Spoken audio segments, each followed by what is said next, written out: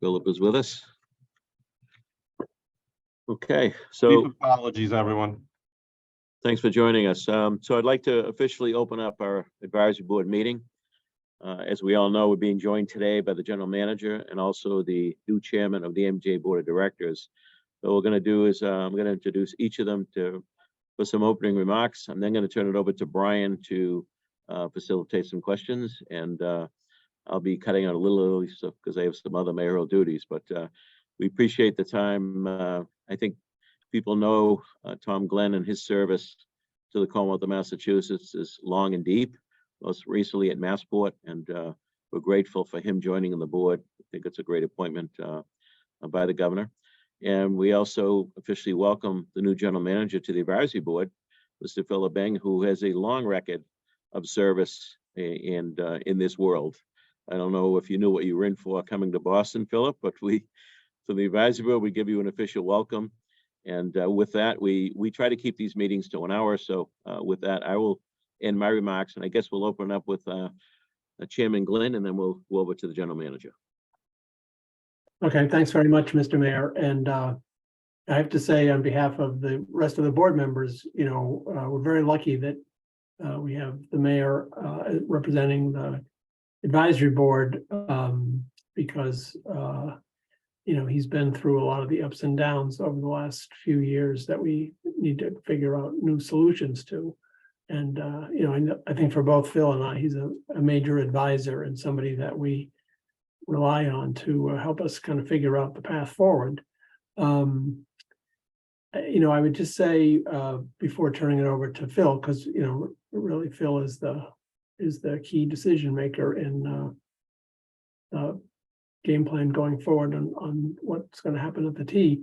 But I was the general manager from 1989 to 1991 with Governor Dukakis and Fred Salvucci. So it does give me some, insights into the organization. And, I appreciate Phil being willing to take on as a board chair, somebody who sat in the seat, because obviously that's a little bit unusual, but these are kind of unusual times. So, I think Phil's off to a great start, 40 years of experience in transportation, plus Pat Lavin, who was hired by the secretary to be the chief of safety for the whole transportation system, working with both Phil and the secretary. He also has 40 years of experience. So, I think we have, reason to believe that, some of these issues that have been a challenge for the system for the last few years are going to get straightened out over time, but not right away. So I'll turn it over to Phil, and then we'll make sure we have plenty of time for questions. Well, thank you, Tom. Thank you, Mayor. And I appreciate the invitation here for the advisory board. As Tom mentioned, I do have 40 years of transportation experience, and I did have a short period in the private sector, and I knew full well what I was jumping back into. And I really do. I think, as crazy it may sound, the more I read about the challenges and the needs and the importance of the role, the more I wanted to have a chance to tackle this and participate and take this head on. The experience I think I've had in particularly the New York area, I think only bodes well to help me understanding in terms of how do you continue to move people, keep a system safe, and build for the future. And I think being in a dense area like the Boston area and the Commonwealth is one of the challenges that maybe other areas across the country don't seem to have the same challenges. But I think that is why our decisions that we make in terms of making sure it's safe and reliable is vital. We're moving a tremendous amount of people, and it's not just post-COVID for commuting. It's for all of the things that people want to do, enjoying all the culture, all the different activities that take place. And I think that's how we need to focus on, right? Obviously, morning rush hour, PM rush hour is still our heaviest, but the goal is to really take advantage of the other areas and make sure people know they have a safe, reliable transportation system.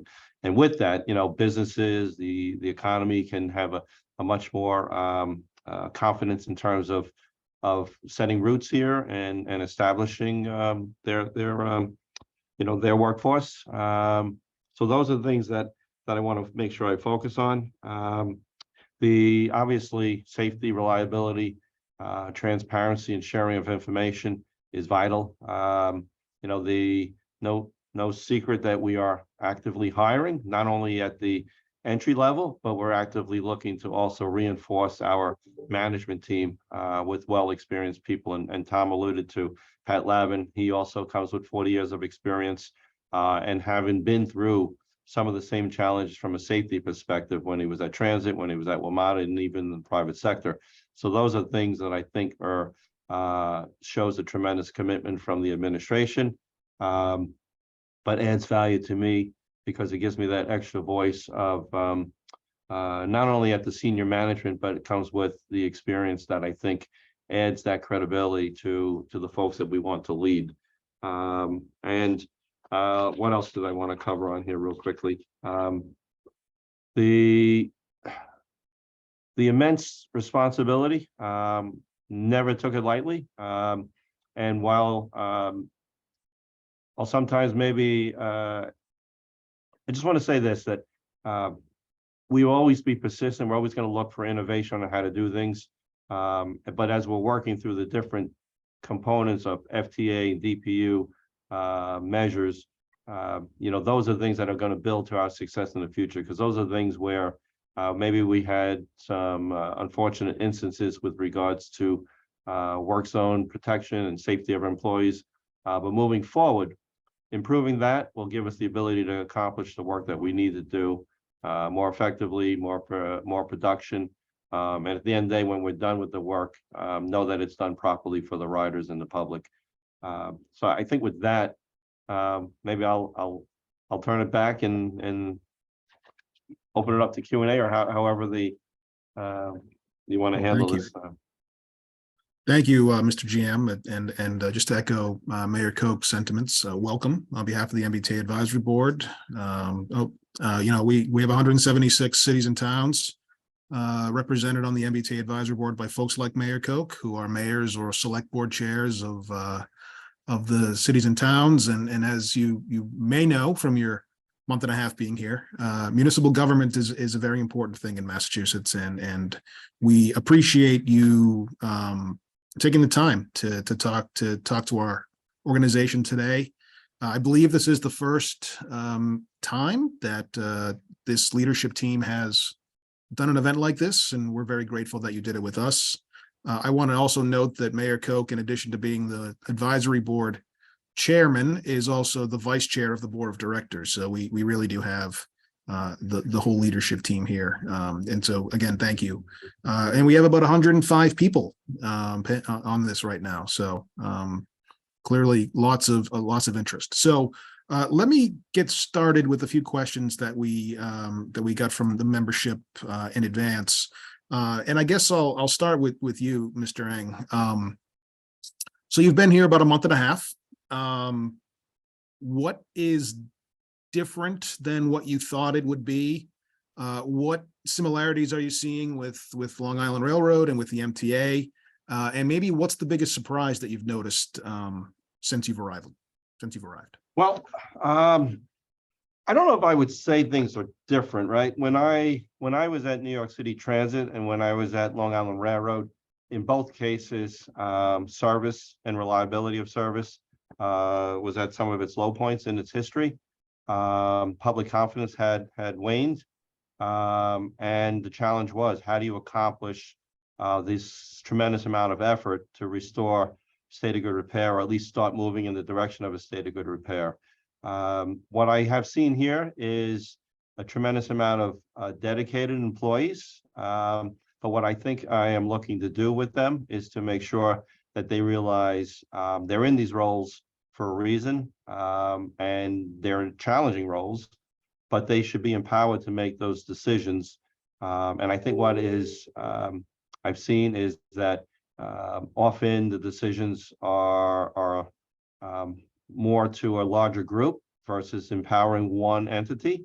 And what I've told them is if it's a decision that you are not comfortable, then certainly bring it to my attention and I will help make a decision if we need to, right? Because we're always balancing priorities. And I know in my first introduction, what is the number one priority, but I also know in the roles we play, everything is a priority. Safety has to always be, customer service always has to be, but then how do you accomplish this work, quickly and at the same time make sure it's safe? How do you accomplish state of good repair and at the same time support expansion, operational improvements, and build for the future? And, so those are things where if you sit in your seat, you might say, well, my role is maintenance, and that's what I'm focused on. But you really need to kind of look across the agency and see how do we support one another as a team. But then ultimately have one person responsible, make a decision. And again, if it's a tough decision, or it really is one over the other, then bring it to my attention and we will make it together. Because I want the team to also know they have my support, right? They are here for a reason. They have the institutional knowledge that I rely on. And without them, I won't be successful. At the same time, I want them to know that we're bringing in as fast as we can. We're looking to bring in, senior skilled people with the hands-on experience that's needed to supplement them. And that's something I think I will say they have all welcomed. No one is feeling threatened by that notion. I've already brought in a number of folks in a different manner where I'm introducing them even before the job has been offered or that, because I want them to all feel that the team effort here is a team. This is not a gotcha. This is how do we work together and really make what is a day of so many competing interests. How do we make their days more efficient for them? How do we make the amount of work that they need to do easier to accomplish in the time frame that we have? So I wouldn't say anything is shocking to me. A lot of the things I've read before I came on board, you kind of having been in the business know that these are probably things that we face at all other agencies. And just accomplishing track replacement, tie replacements, those are normal boots on the ground. We know how to do that, right? I think the hard part is how do you do it and move people still in a safe, reliable manner? How do you give them the options where people know that they can still get from point A to point B and they could do it in a safe, reliable manner? Because there's so many different ways of accomplishing work. My goal is to not only do it in the most cost-effective manner, give the workforce time to do it right and do it with production, but then serve the riders. So kind of a long answer to it, but I don't think anything shocked me. And the public has been very welcoming. It really is. They are counting on us to deliver, and we are going to do that for them. And then the last piece, the communication part, my intent is to get out as much as I can, not only talking to the workforce, but to all the different communities, because I know it's at this point, it seems like we're focused on subways and that, but I know I need to focus on commuter rail and those communities we serve. I know I need to focus on water transportation. I need to focus on bus, paratransit. So all of these things are things that I intend to get out to, because every area has a unique need. And sometimes they may not seem to fit into the picture, but it's important for me to know those needs. So as we make decisions, we're moving in the right direction for everybody. Well, it's great to hear. And if we can be helpful in getting you out to cities and towns, just say the word. Dr. Glynn, let me turn to you with a similar kind of question. So as you mentioned, you ran the T 20 odd years ago, and now you're back. First of all, thank you for coming back. But what, in the brief time that you've been here, what are you seeing is the most similar, and what are you seeing is the most different from when you were here before as GM? So actually it was about 30 years ago, Sorry, 30 years ago. Yeah, put things in What's 10 years? historic perspective.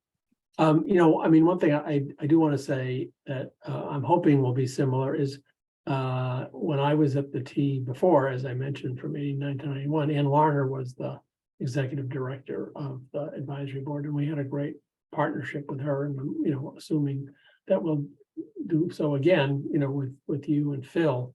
I think it's great that the advisory board has as the staff director somebody who has been inside the T and really understands a lot of the dynamics. And so, you know, it's a big plus to have somebody with Brian's background sitting in that seat. You know, as I mentioned, from 89 to 91, Governor Koch was wrapping up the last 2 years of his 3 terms, and Secretary Salvucci was wrapping up his 3rd stint as secretary. So that was a kind of an unusual situation. And I inherited the general manager's job from Jim O'Leary, who had done a fantastic job between 81 and 89, really rebuilding the T. So when he started in 81, he did a survey, 50% of the passengers were satisfied customers. When he left in 89, he did the same survey, 89% of the passengers were satisfied customers. 80% were satisfied customers, 89. And then when I was getting ready to leave in 91, when Governor Weld was elected, I did the same survey and 92% of the passengers were satisfied customers. So that just shows you the advantage of a ongoing investment, you know, that Governor Koch has played such an important priority on investing in the T, and obviously with Secretary Salvucci. So that is a real difference. Now, having said that, ironically, in those days, the T was seen as a budget buster. So the sensitivity around finances is you know, something I guess it's more similar than maybe it should be. You know, employee morale, I think, was an issue then and is an issue again. But I think, you know, all the work that Phil has done, you know, going out to visit the various facilities, riding the system every day, you know, the governor's support, which, you know, we heard from candidates when we were doing the search. It meant a lot that we had a governor who actually was, you know, very focused on the T and very committed to the T. So, you know, I think that's been a big plus on the employee morale front. And then the other big difference, obviously, is COVID and what that's done to ridership, which obviously I didn't have anything like that I had to deal with. So things are probably more different than the same. But, you know, as Phil said, a lot of good people work at the T. And, you know, I've been riding the system more recently, obviously. And, you know, a lot of people just depend on us. And it's, you know, important that we turn it around. Well, thank you. So Phil, let me turn back to you. New York, Long Island especially has very strong counties, county forms of government, and also some very discerning local elected officials. You know, what's your experience been working with local folks there? And you know, what can cities and towns, mayors, select board chairs here expect from the new TGM? Well, I think what they should expect and is the willingness for myself to come and chat in person, not just once, but as often as I need to. What I want to do, and I've always done, and I think if you reach out to anyone on Long Island, I think they'll acknowledge it, is that, you know, we talked a little bit about transparency earlier, right? There's things that are always being asked. There's things where I think where if I can do them, I will do them. But I like to be transparent where if something is a bigger, longer term duration, I like to at least talk about how, you know, we keep that in our, you know, front window as we look to see how we can move in that direction. But I like to be upfront with the folks. But I'd like to see also, as communities are looking to, if they are reinventing themselves, transit-oriented development, downtown buildings and expansion, you know, the opportunities to talk with the private sector that is looking to invest and to do, because those partnerships, I think, I know, and I can cite some examples from Long Island, how they helped us make decisions when just as we are now, we're strapped, you know, fiscally with the available dollars. But when private sector realizes the importance of the coexistence of improved transportation services, I think they're more willing to see how maybe we could partner together. And you know, if we improve the T, we improve their investments as well. And you know, so those are things where I think they can count on me for open, transparent conversation. And you know, I don't have any concerns with folks reaching out to me directly, and or you know, making sure that we just have that open, regular dialogue. And you know, that doesn't mean there won't be times where we don't always agree on something, but I think what they can know is that I'll be upfront with them on why I think certain things are important, why I'm made certain decisions. And again, that's not to say that, we will discount anything else, because I always like to keep an open mind to suggestions and ideas. That helps us in terms of as we plan near term and long term. Well, Tom, just following up on that, you approved the budget, the capital budget, the operating budget last week. You heard me talk a little bit about the capital budget, and I think it's fair to say that cities and towns have real concerns about future budget deficits on both the capital and the operating side. What is if you had a crystal ball, what would your prognosis be for sort of the out years of the T's budget, and how does this organization get back to solvency so that it can get back to some of the customer scores that you just referenced? I think nowadays we'd sort of be over the moon if we had a 50% approval rating, but how do we get back there given the financial challenges?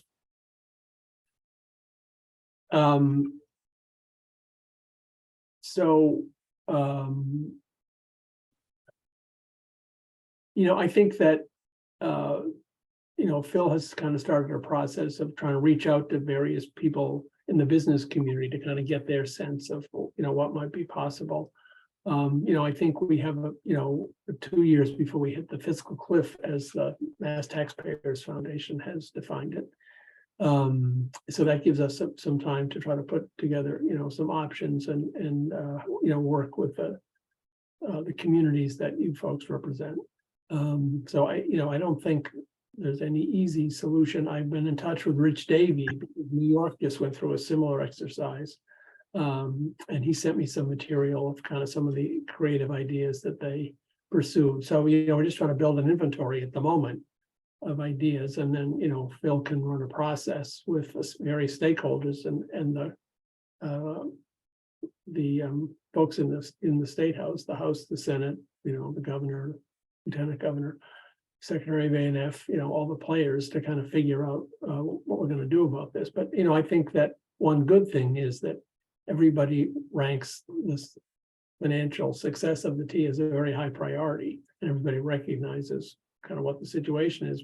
The combination of the ridership being down because of COVID and the federal funding, which gave us, some running room for a couple of years. But when that expires, and if the ridership hasn't come back, we're going to be facing a pretty serious financial situation. But, I think it's the way, any major initiatives have been done in this town, whether it's cleaning up the harbor or the big dig, you have to get, broad community support and get the various stakeholders to agree on a solution. And, Fred Salvucci did it again and again. So, hopefully we can rely on him a little bit to help figure this out. But it's, it's a work in progress, and it's very early stages of figuring that out. But Phil has begun the process.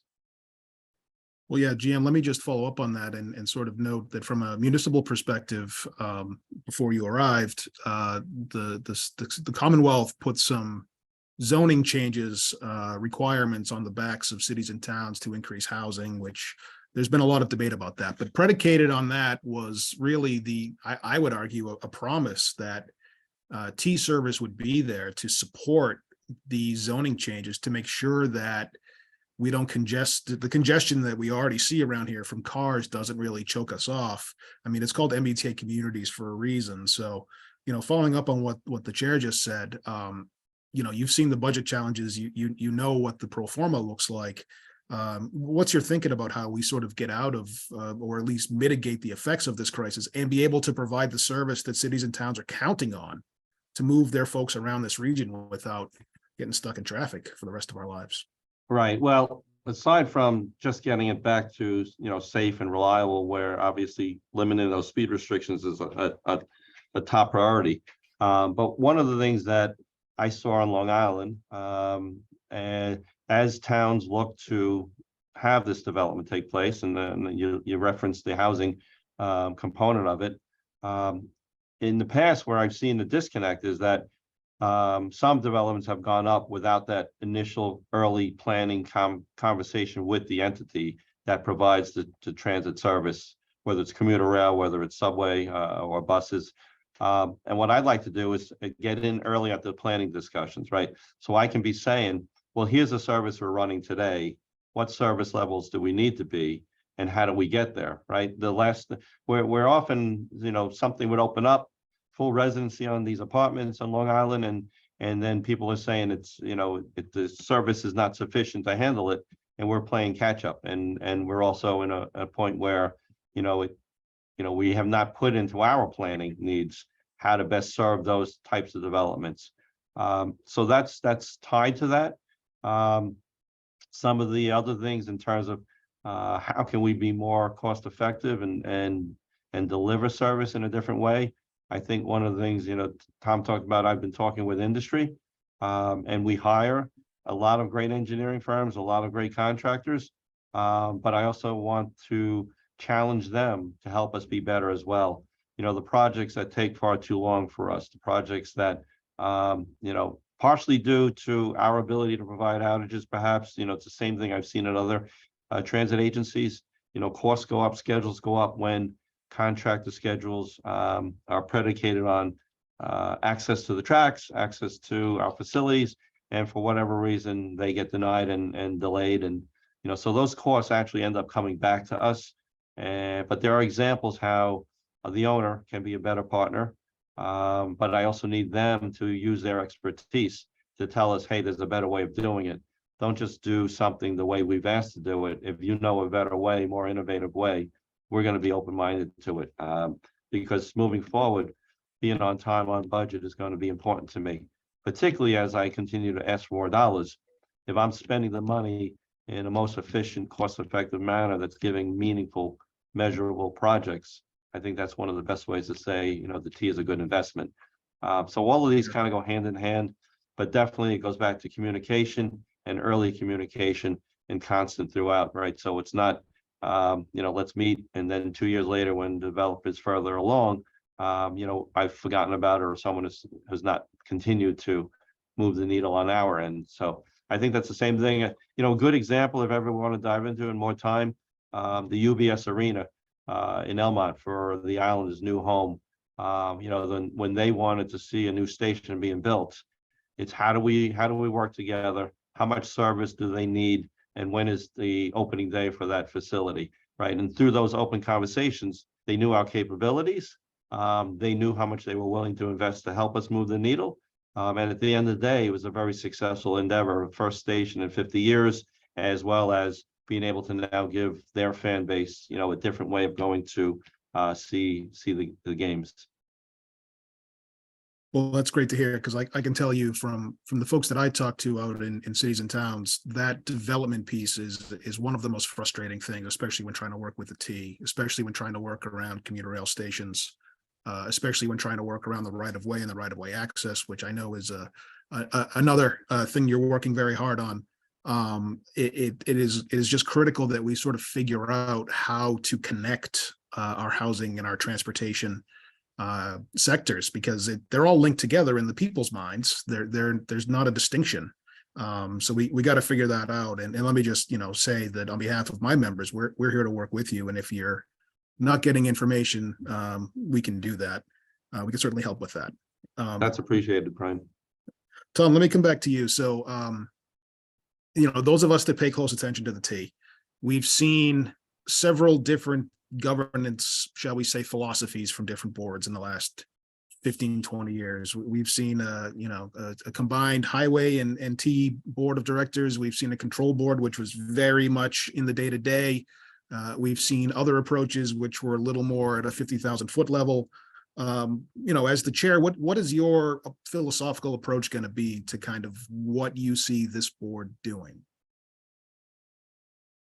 So, I think, as you are suggesting, that the thinking most recently in the legislature with the current configuration was kind of a middle path between some of the, previous experiences. So, we meet once a month, which I think is, appropriate. And, we have a lot of expertise on the board with, former Senator McGee, who was the chair of transportation, the mayor, obviously, because of his ongoing work. And a fellow named Eric Goodwine, who represents the financial perspective. He works in the banking industry out in Central Mass and Worcester. So, I think the governor wants an activist board, but she wants Phil to be able to do the job of the general manager and, not have confusion about kind of what the roles are. And I'm very clear about that. And, Phil and I talked about it, obviously, before I agreed to do this. So, I think you'll see, more participation from the board in terms of the board meetings and the review. But at the same time, I think you'll see a deference to the general manager and let the general manager really do his job. At the end of the day, that's going to make the biggest single difference is, having Phil be able to kind of call the shots, working with the secretary, obviously, and working with the governor's office. But, that's what we can do to, I think, be the most helpful is not to be making a lot of suggestions and kind of adding to the agenda. The agenda is very long as it is now. And if anything, it needs to be kind of prioritized. And I know that's part of it. So I think, I was lucky when I was GM, Fred was both the secretary and the board chair. Now, under the current statute, that's not permissible for whatever reason. So, over time, different political entities have come up with different ways they think it should be organized. But the real thing is getting the right people and having the right relationships. And the structure, you can make it work in most instances. Well, and certainly the advisory board appreciates in the 2 meetings you've had, letting us participate as we have. And let me just also note, we are joined today by Rep. Lipper Garabedian, folks from Senator Crichton's office, Christine Barber's office, Senator Barrett's office, and also Rep. Bill Driscoll from Milton, I want to say, and Rep. Peristillo from Gloucester. Thank you for being here. We will be turning to the State House soon, I can assure you. So let me ask the question of both of you. And I'm someone that pays close attention to the T, and I've been following it for a long time. As you know, I was in the building for a while. There seems to be a couple of big picture capital items, things like fare transformation, Green Line, Green Line train protection. There just seem to be some big capital initiatives that are really important to the future of this system that seem to be stuck. We folks that pay attention haven't heard it come to the board and recently, things like that. And I know, like I said, it's been a month and a half for you gentlemen. So, I'm not expecting specifics, but can you give us some kind of assurance that these big ticket items that we haven't heard about in a while will be brought a little bit into the spotlight, and that the public can sort of learn where these things are? Because, as I keep saying, I hear from city and town and DPW commissioners, especially, all the time. If they're starting to dig up sidewalks and they know the T is going to want to come in soon and put some wiring in the ground for fare equipment, they'd like to know. So big picture capital programs, when can the public expect some updates on those? So in terms of the board's responsibility in this regard, I know, and I think it was referenced at the May 25th meeting, that we are going to have a presentation on the fare transformation project. We had to put a patch on the system, which we voted at the last meeting, but the broader, strategy needs to be reviewed. I think one of the things consistent with what you're saying that Phil and I have talked about is, in the past, the agendas really were organized around things that had to be voted. But I think Phil and I want to look at things more from a management point of view. Even if we don't have to vote about the fare transformation, we need a briefing on what's happening with that major project and, and other projects, the red and orange line cars, for example. So I think you'll see a little bit more of a focus on the management agenda that Phil's laying out. any kind of the board hearing about those things, even if there's no vote required. And I think that will maybe help address, some of the open questions that you're raising, but I'll see what, Bill wants to add. Well, to build off of that, I think there are a number of those major projects that I've been diving into, having conversations with the different entities responsible for delivering it, as well as internally. But the message that I'm starting to send within our own organization, and I talked earlier to the industry, is the need to be finding ways to deliver these things on time, on budget, right? Some of these are already beyond the dates on which we had wanted to. But my goal now is how do I start pulling them back in and challenging not only ourselves, but others to do it. Green line protection you talked about, Brian, those are things that we went through back in, I think, 2021 when trying to deliver PTC across, not only at Long Island Railroad, but every industry that was competing for the same limited vendors, the same limited materials, and actually quite limited industry expertise on that type of technology. But that doesn't mean there's no solutions to bringing those types of things in. Tom referenced the orange line, red line cars.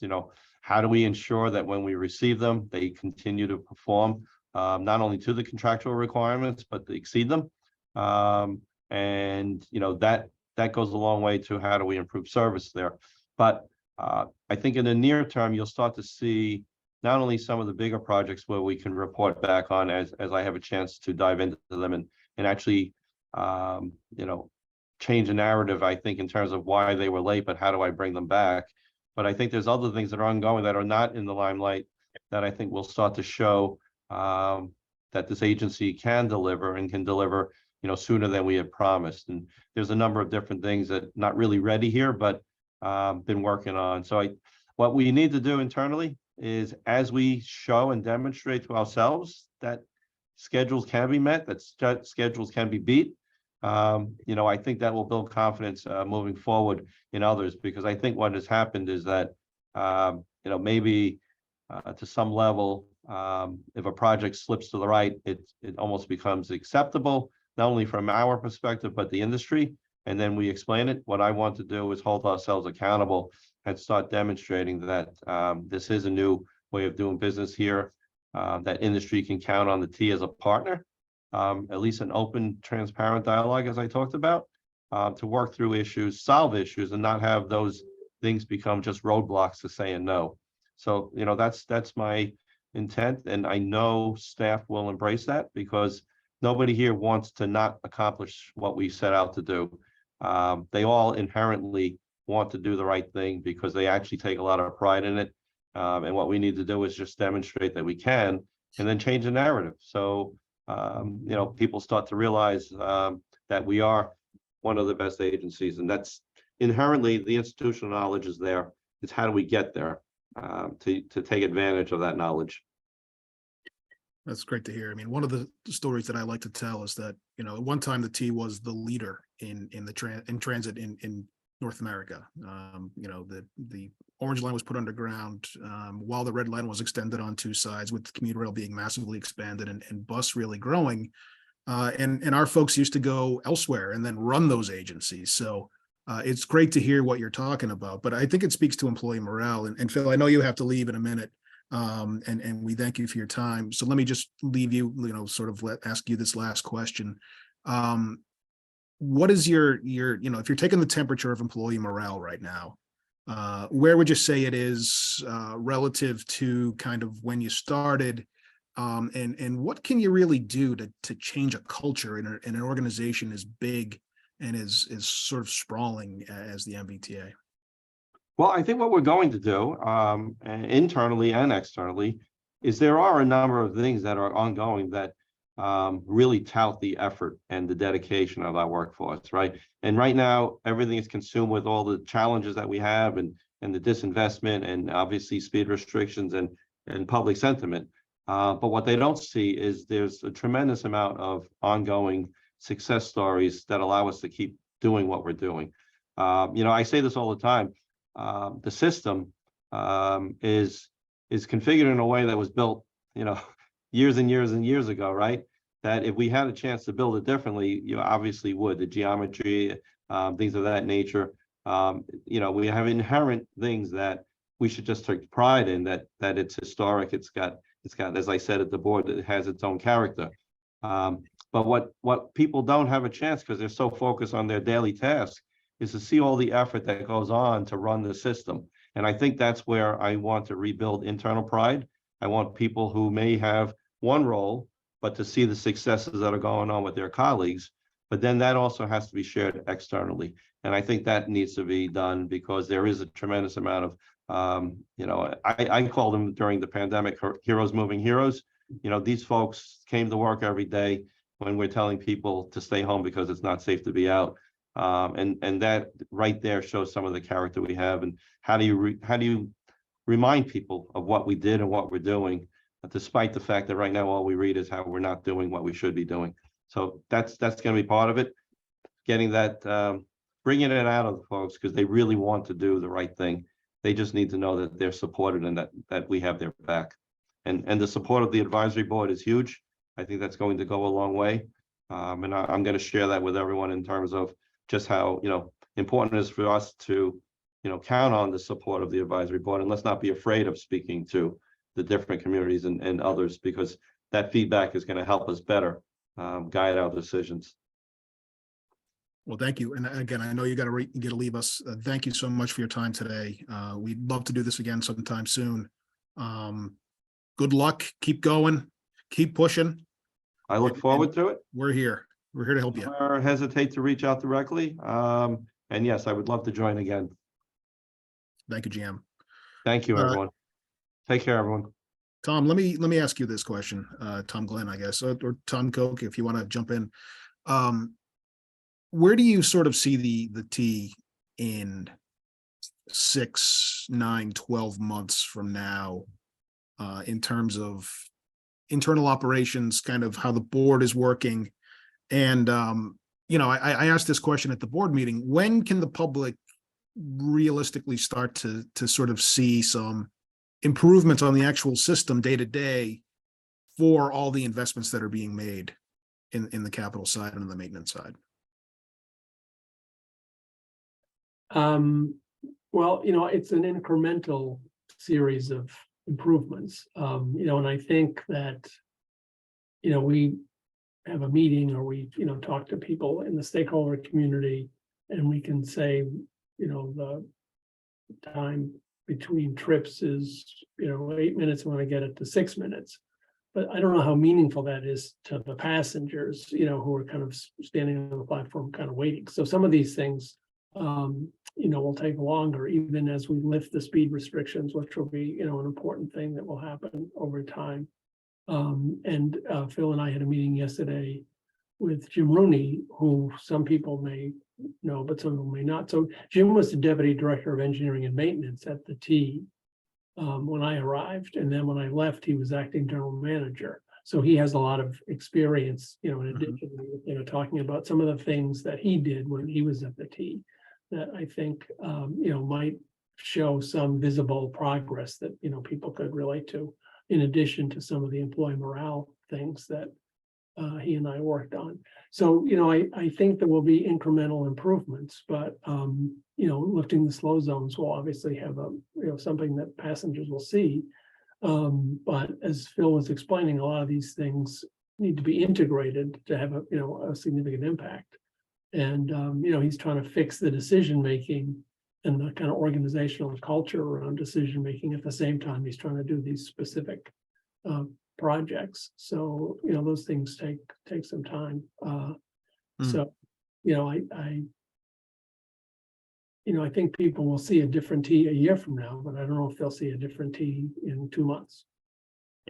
Well, Mayor Koch, let me ask you this then. So I think it's fair to say that Quincy's been transformed since 2007 in an incremental way, and you've overseen that. How do you keep morale up amongst all the stakeholders while you're making these incremental changes and going through the hard times, knowing that good things are coming, but we gotta do the hard work to get there? Well, let me say this. It's certainly a privilege to serve on the board with people like Tom. And the longer that I've been on the board, the more the public recognizes that I'm on the board, which is very interesting when I'm out. So usually I'm getting hit with housing and all kinds of other requests. Now I'm getting hit with all kinds of issues with the T. And I think that, Tom said, we might be a year and a half from, I think, really turning the corner. As we all know, there's some huge structural issues at that agency that's been unattended to for a long time. And that's not a shot at anybody, but I certainly know that we were talking about Mike Dukakis earlier. I think Charlie Baker was probably the first governor since Mike Dukakis to pay any attention in any real way to the T and all the challenges it needs. And, I have the Quincy Center Station, which, when I took office 16 years ago, the garage was condemned. It had been condemned for several years, and then we had to fight with the T at that time to get it removed. And we still continue to work on the master plan around the T. And I think one of the issues with the T, and I know Tom and I have talked about this, is the hierarchy and the organization so large that many cases when decisions could be made in a much more efficient way, it takes way too long and too many touch points sometimes for those things to happen. So I think with Tom's leadership on the board, with Phillip's role now as general manager, I think they've seen that, already addressing that. I think there'll be more people in the agencies, those people that are, the right people are enabled to make decisions so that we can keep things moving in an efficient way. And I'll say this, that, the development we've had in Quincy Center, North Quincy, and we're going through for Wollaston, all this renaissance, if you will, is because we have the red line. Without the public transportation options for these people, we wouldn't be having the kind of investment we're having. So it's certainly huge and so important for cities like Quincy to have a good, reliable public transit serving the public as in their needs. So we got to continue to work it. And I look forward to the challenges ahead. And I'm grateful to the advisory board. And I do hope that the general manager sees that the advisory board, to me, is a tool for him as well, that all the folks that serve on this go back to their towns, respective communities. And rather than being part of the criticizing, etc., we all can be ambassadors delivering the message of what's happening with the T, why we're doing this and that, and why it's so important, rather than the lack of communication between the bodies over the years. I think we it's an advisory board, we're in a great place. That's due in part to your leadership, Brian, and to the folks that have stepped up to serve on all the subcommittees. We want to be a partner with the T. We don't want to be the ones critical all the time. So I don't know, that probably went more than you were asking for, Brian. My thoughts. Well, you're the boss, so you can keep going as long as you want. Thank you. So Tom, we're just Tom Glynn, we're wrapping up here. Let me just sort of get into a little bit of detail, if I can, on one specific thing. So Tom McGee, who you mentioned earlier, asked the question, I think at your first board meeting, about big dig debt, which is something that I've been paying attention to for a long time. And honestly, I was surprised to hear that it's still having the effect it's having on the operating budget. I thought it was all defeased by now. So that was, I should have been paying closer attention. Not specifically on that, on big dig debt, but on just, big items, big structural items, big governance items, big things like that just have such an effect on the T. If and when you're going up to Beacon Hill, and I'm sure you will be, and I'm sure you talk to these folks all the time, what is it you think you're going to be telling these folks? What is it you think you're going to be asking these folks? And sort of what are those big picture, I don't want to say obstacles, but just those big items that we sort of need to start making progress on in order to have the vision that we all have for a year or 2 years from now come into effect? So, I think that we're lucky that the Taxpayers Foundation has invested so much resource in looking at the T over the years and coming up with options and analysis. And, you folks have played an important role, Artery Business Committee, now ABC, A Better City. So we have, a significant number of stakeholders with some real expertise that are kind of helping to figure this out. I mean, there's the big dig debt question, because there are various interpretations of the history and kind of where we stand. But it started off as $3.6 billion issue for the T to sort through, and there's still about $1 billion, as you alluded to. And on an annual basis, it's between 150 and $200 million that the T owes as part of their debt service. There's the issue about the sales tax from the forward funding decision that was made and how that's played itself out. And as I say, that's why I reached out to Rich Davey, because I read in the New York Times that they had done some interesting, creative financial things recently. We just need to put all the ideas on the table. There are a number of structural issues, and things may make sense in one era in the mid-90s, and maybe by now it's time to take a different approach. So, I mean, as I said earlier, I mean, the good news is, sometimes we're a little bit critical of ourselves, but we did clean up Boston Harbor. We did do the big dig. We have done the seaport as a new economic development project. So, when the community kind of gets together and gets behind something, and that's partly why, as I said, Phil was reaching out, with Jim Rooney, for example, yesterday, also to talk about how he views what, options might be going forward. So it's a big undertaking, as you said, and we will need to work very closely with the advisory board and with the mayor, because these are not simple questions. There is no magic bullet. It's probably going to be a number of smaller things that add up to a financially healthy T for a longer run than we've had in the recent past. I think we're optimistic. We have a very engaged governor. I think she meets with Phil almost every week. Mhm.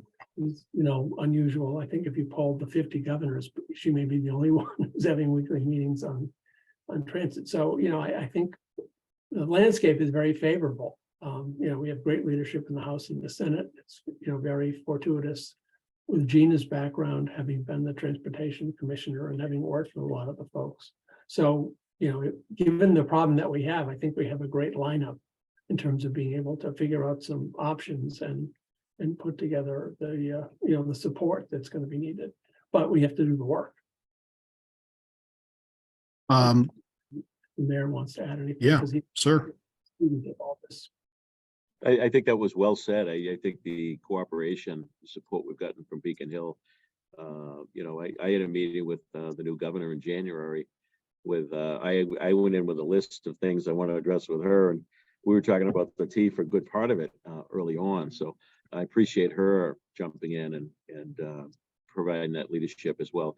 And the speaker and the Senate president and both bodies have been tremendous. And I think that there's a realization that you can't point to somebody, this was somebody's fault. This was years of neglect that we all have a responsibility to address. That the MBTA and all its services is very important to the economic value of this region, big time. And also, we also know that there are people every day that rely on this, that don't have the opportunity to jump in a car and sit in an hour of traffic on the expressway. Their livelihood depends on getting to and from the T. So I would just concur with Mr. Glynn. I think everybody is pulling in the same direction, and that's a good thing. We're not fighting and battling. We all understand we got to come together to solve this, and there is no one solution. As Tom said, I think the magic bullet you referred to, there isn't, but there are a number of solutions that will contribute to the ultimate better MBTA as we know it. So let me just note, State Rep Michelle Socolo has joined us. Thank you. And there's a gentleman on here named Jim Rooney. So if it is Also, Jim Rooney- Senator Timothy called me this morning. He was going to try to jump on, but he did tell me that his aide Ryan Mitchell would be on as well. Excellent. So why don't we leave it there? Thank you, Dr. Glynn, Mr. Mayor. Thank you for everybody. Thank you to all the members who are here.